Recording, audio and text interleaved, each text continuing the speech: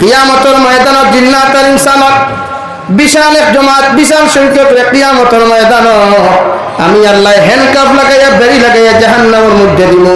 2 নম্বর রব্বুল আলামিন বলেন ওয়ালাহুম আ'য়ুনুন লা ইউবসিরুনা বিহা, আমি আল্লাহ তাআলা তোমাদেরকে 2টা চক্ষু দান করেছিলাম, এত সুন্দর করিয়া তোমারে 2টা সিসি ক্যামেরা দিলাম। দুনিয়ার জমিনের মধ্যে যদি চাইতাম তোমার আমি আল্লাহ অন্ধ বানাইতে পারতাম।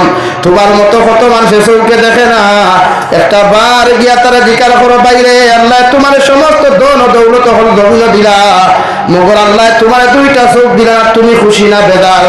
বন্দায় তোমার জবাব দিও আল্লাহর গুলাম হল আল্লাহ সারাটা দিন দেখি ধন ও দৌলত যদি নিয়ে আমার চোখ নামক নিয়ামত জমিন দিলাইতা, আমি মানুষ এর চাইতে 1000 গুণ খুশি হইলাম মনে হইল কিনা?